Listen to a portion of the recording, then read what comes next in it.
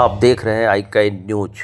तो भैया सर, आप एक अधिवक्ता हैं और न्यायाधीश के सामने जो है आप अपने पक्ष और विपक्ष की लड़ाई भी लड़ते हैं।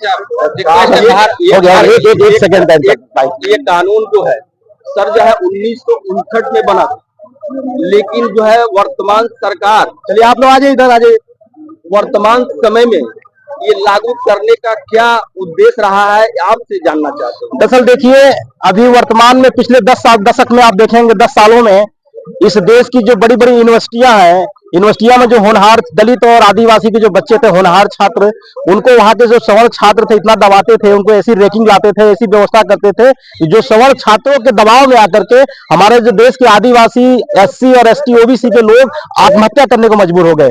जिसका जीता हुआ उदाहरण आपका रोहित वेमुला है, पायल तड़वी है।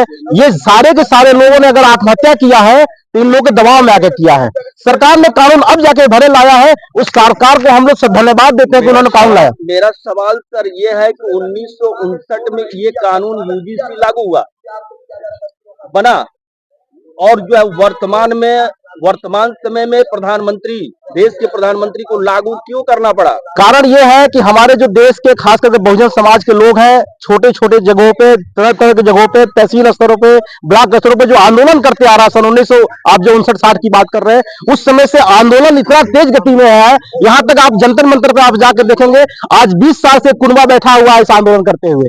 ऐसे आंदोलन की वजह से सरकार दबाव में आकर के इस कानून को लागू किया था।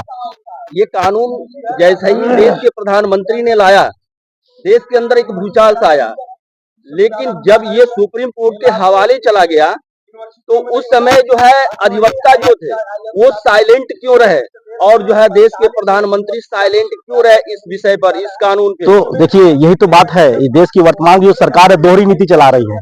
आम जनता की तरफ ये बताना चाह रही है कि हम आपके साथ हैं और नीचे से अंदर से लोगों को खसका दे रहे हैं कि जाओ तुम विरोध करो। एक तरफ आप कह रहे हैं कि हम संसद के अंदर आपके साथ हैं और संसद के बाहर वो विरोध करा रहे हैं। ये दोहरी राजनीति करने वाली वर्तमान की सरकार है, ये जो हम दोस्तों को लड़ाना चाहती है। हम आपस में एकजुट रहे, हम लोग कहीं न कहीं लड़ना नहीं चाहते हैं, चाहे वो सवर्ण हो और चाहे अवर्ण हो। तो अवर्ण के लोग इस देश के मूल निवासी हैं, वो सवर्णों से लड़ना ही नहीं चाहते हैं, लेकिन सवर्ण विभाग में भी जो कुछ लोग जातिगत मानसिकता ग्रसित है, जो जातिवादी लोग हैं, बस वही विरोध कर रहे हैं, बाकी लोग विरोध नहीं कर रहे हैं। Thank you. मेरे सामने साथिया कंट्रोल करते हो और एक कॉपी आपको कर देंगे। चलिए, आप लोगों ने प्रदर्शन करके ज्ञापन दिया है, उस पे क्या विचार दे रहे हैं, क्या क्यों ऐसा कर रहे हैं? यूजीसी है, यूनिवर्सिटी ग्रांट कमीशन, उच्च संस्थानों में को संचालित करने के लिए एक कानून 1952 में बनाया गया, नियमावली बनाई गई, लेकिन वो नियमावली इतनी सशक्त नहीं थी।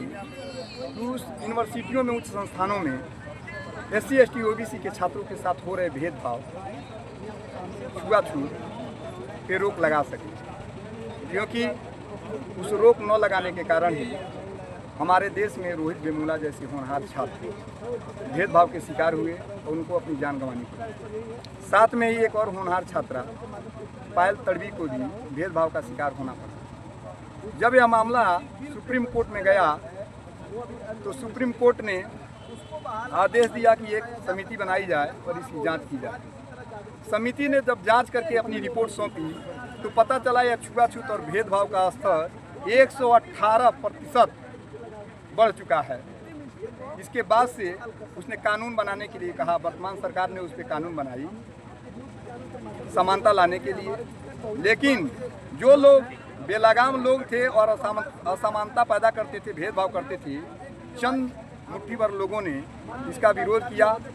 जबकि 6 महीने से किसान विरोध किए तो सुप्रीम कोर्ट ने संज्ञान नहीं लिया, मात्र 3 दिनों में ही संज्ञान लेकर अंतरिम स्टे कर दिया है। इन बेलगाम लोगों के लगाम लगने की वजह से ये आंदोलित हुए। हम संविधान के मानने वाले 85% बहुजन समाज उस समता कानून को इस देश भर में लागू कराने के लिए जन आंदोलन खड़ा कर रहे हैं कि समता कानून लागू हो और इस देश में पुनः रोहित वेमुला और पायल तड़वी जैसे होनहार छात्राओं को अपनी जान न गंवानी न पड़े।